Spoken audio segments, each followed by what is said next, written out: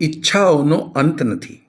જ્યાં સુધી અપેક્ષાઓ અને ઈચ્છાઓનો અંત ન આવે ત્યાં સુધી સુખને સ્થાન મળવું મુશ્કેલ જ નહીં, અશક્ય બની જાય છે. આ વાત આપણે સૌ જાણીએ છીએ અને છતાં એને જીવનમાં સમજી ઉતારીને જીવી નથી શકતા.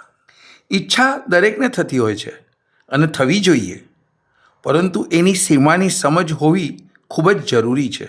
જરૂરત વગરની ઈચ્છા પૂર્તિ કરવા ખરીદી કરતા ઘણા લોકો મળશે. ઓનલાઈન થયા પછી ખરીદીનું જોર ખૂબ વધ્યું છે. આજે 10-12 વર્ષના બાળકો ખરીદી કરતા થઈ ગયા છે. જરૂરત વગર થતી આ ખરીદી હવે કુટીઓ બની છે. જેને પરવડે છે એને ઠીક છે, પરંતુ નહીંતર ક્રેડિટ કાર્ડ અને પછી હપ્તાની હાય હાય.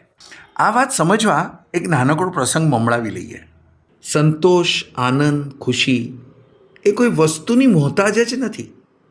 આ વાત જાણવા એક પ્રસંગ જોઈએ.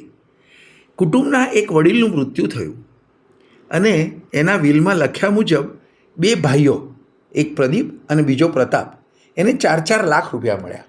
પ્રદીપે પત્ની સાથે વાત કરી અને નક્કી કર્યું કે આપણે નવી કાર લેવાનું નક્કી કરીએ.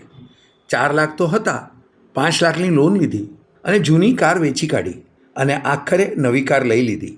હવે હપ્તાનું ટેન્શન છે. ધારેલ ખુશી કદાચ પ્રાપ્ત નથી થઈ અને પ્રદીપની પત્ની ઘણીવાર કહે છે, 4ને બદલે 10-15 લાખ આપતા ગયા હોત તો આપણને કેટલી સરળતા રહેત. જ્યારે બીજી બાજુ એવું બન્યું કે પ્રતાપને જે આ 4 લાખ મળ્યા ત્યારે એની પત્ની સાથે એણે વાત કરી. 4 લાખમાંથી 3 લાખની એફડી કરી અને નક્કી કર્યું કે આ પૈસા આપણા નથી તો સારી જગ્યાએ વાપરીએ, એટલે એના આવતા થોડા વ્યાજના પૈસામાં પોતાના થોડા ઉમેરી દર મહિને સારા કામમાં કોઈને અનાજ, કોઈને ફી એમ વાપરવા માટે આપવા. અને આ કામ શરૂ કર્યું. જે 1 લાખ બચ્યા હતા એ એમણે પોતાના સાથે જોડાયેલા સ્ટાફ અને ડ્રાઈવરને એ 4 જણને 25-25 હજાર રૂપિયા આપી દીધા. બધા ખૂબ ખુશ થયા. આ બધાની ખુશી અને આનંદથી પ્રતાપ અને એની પત્ની પણ ખૂબ ખુશ થયા. અને પ્રતાપની પત્ની બોલી, સારું થયું આપણને આ 4 લાખ મળ્યા, તો આજે આપણને ડોનેશન, નિસ્વાર્થ મદદથી મળતી ખુશી અને આનંદની અનુભૂતિ થઈ. હવે આપણે ખુદ પણ વધુ પ્રયત્નશીલ રહી વધુ લોકોને સહાયરૂપ થઈશું.